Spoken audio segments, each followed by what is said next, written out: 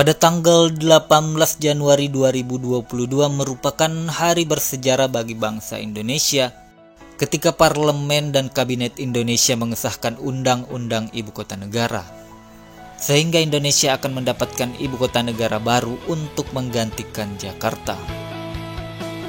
Gagasan Presiden Soekarno tidak pernah dilaksanakan. Sebaliknya, pada tanggal 22 Juni 1964, Presiden Soekarno menetapkan Jakarta sebagai IKN dengan Undang-Undang Nomor 10 Tahun 1964.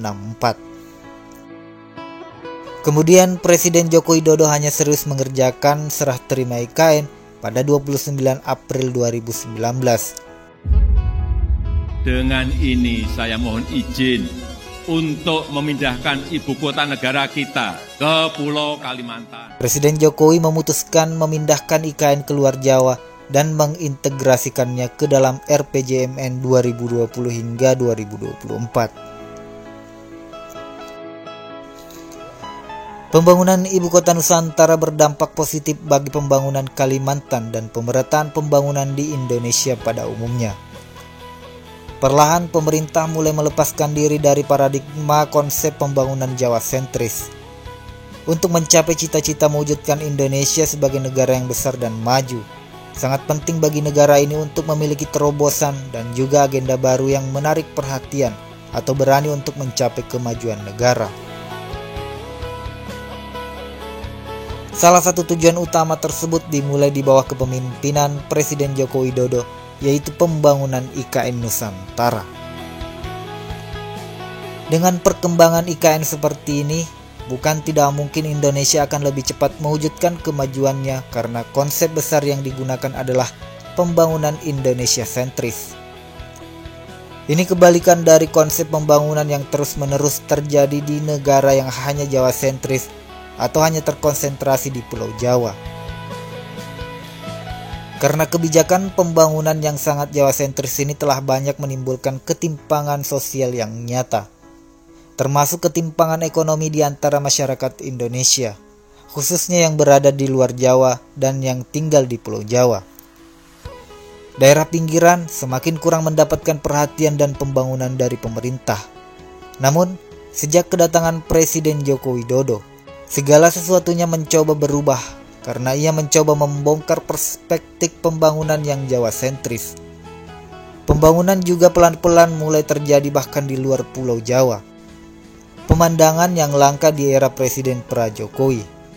Masyarakat mulai merasakan perkembangan dan kemajuan wilayahnya.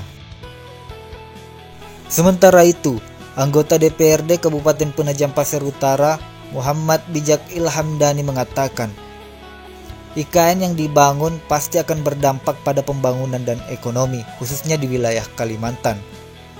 Karena itu mendukung penuh pengembangan IKN. Karena menurutnya dampaknya sangat positif bagi kesejahteraan masyarakat itu sendiri. Tak hanya itu, anggota DPR ini juga menghimbau seluruh masyarakat setempat untuk lebih siap. Pemindahan Ibu Kota Nusantara dari Jakarta ke Kalimantan tentu menimbulkan pro dan kontra. Namun jika negara sebagai negara demokrasi memutuskan untuk mengalihkan Ibu Kota Nusantara ke proses demokrasi secara hukum, maka seluruh lapisan masyarakat harus mendukungnya. Masyarakat Indonesia harus meminimalisir transfer IKN yang berlebihan. Tidak ada satu keputusan pun yang akan memuaskan seluruh rakyat. Namun, keputusan yang lebih menguntungkan rakyat Indonesia harus didukung sebagai bentuk kecintaan dan komitmen terhadap Negara Kesatuan Republik Indonesia. Selain dari sektor pembangunan, adanya IKN juga berdampak pada peluang kerja bagi masyarakat Kalimantan Timur. Namun, sepertinya hal ini perlu dikawal agar masyarakat Kalimantan Timur khususnya dapat perhatian khusus. Menurut salah satu anggota DPRD Provinsi Kalimantan Timur, Eli Hartati, meminta agar pelaksanaan proyek pembangunan infrastruktur di Ibu Kota Nusantara lebih memprioritaskan serapan tenaga kerja lokal daripada tenaga kerja dari luar daerah.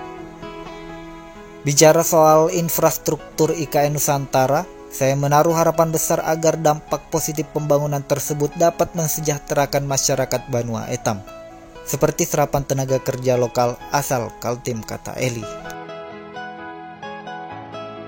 Ia mengatakan bahwa pembangunan IKN masih kurang mengakomodir masyarakat Banua Etam. Contohnya dalam penggunaan MES di wilayah IKN yang tiba-tiba sudah selesai dibangun. Oleh karena itu, ia mendorong agar ke depan masyarakat Kalimantan Timur lebih terlibat dalam berkontribusi, sehingga turut merasakan dampak positif dari kehadiran IKN tersebut. Ia mengemukakan jangan hanya menunggu tetapi menjemput bola. Bahkan kalau perlu, generasi muda Kalimantan Timur dilatih, dipersiapkan untuk bekerja di IKN, sehingga putra-putri daerah ini bisa terlibat dan merasakan hasilnya dari pengembangan IKN.